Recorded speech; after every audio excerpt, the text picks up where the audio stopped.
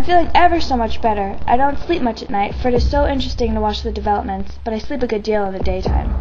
In the daytime it is tiresome and perplexing. There are always new shoots on the fungus, and new shades of yellow all over it. I cannot keep count of them, though I have tried conscientiously. It is the strangest yellow, that wallpaper.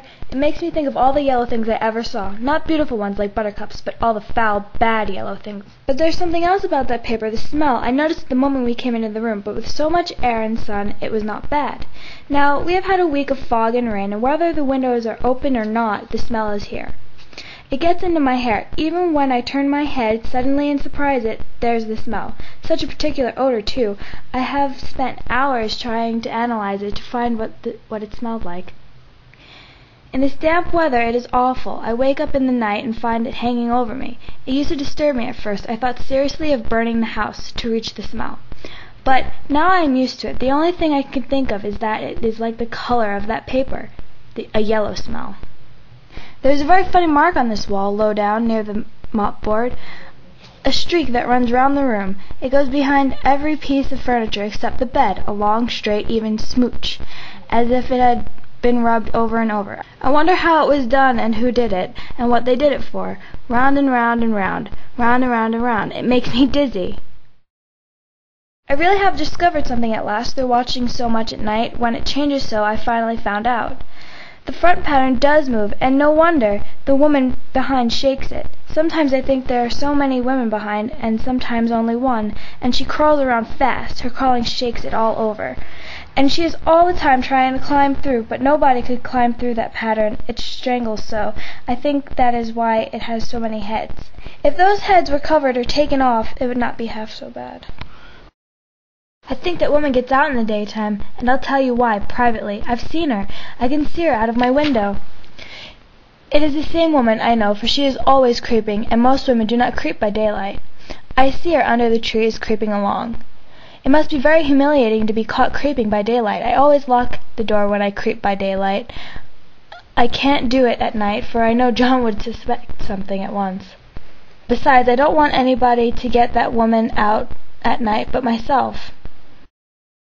I have thought out another funny thing, but I shan't tell it this time. It does not do to trust people too much. There are only 2 more days to get this paper off, and I believe John is beginning to notice. I don't like the look in his eyes, as if I couldn't see through him. Still, I don't wonder he acts so, sleeping under this paper for 3 months. It only interests me, but I feel sure John and Jenny are secretly affected by it. Hurrah, this is the last day, but it is enough. John to stay in town overnight and won't be out until this evening. As soon as it was moonlight and the poor thing began to crawl and shake the pattern, I got up and ran to help her.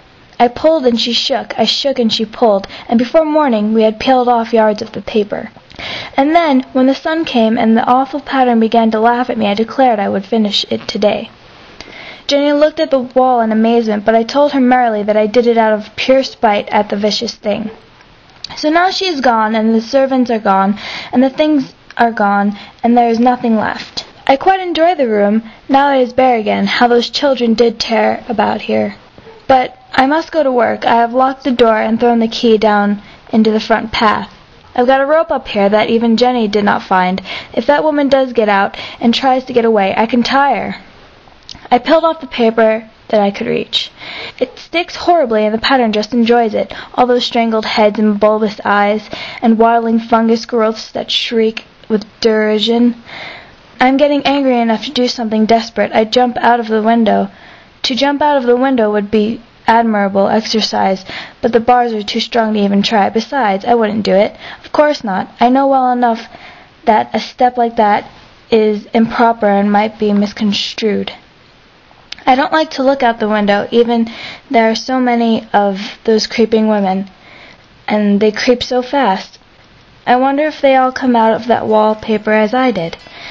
But I am securely fastened now by the well-hidden rope. You don't get me out in the road there.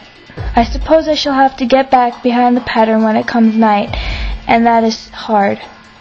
It is pleasant to be out in this great room and creep around as I please. I don't want to go outside, for outside you have to creep on the ground, and everything green instead of yellow.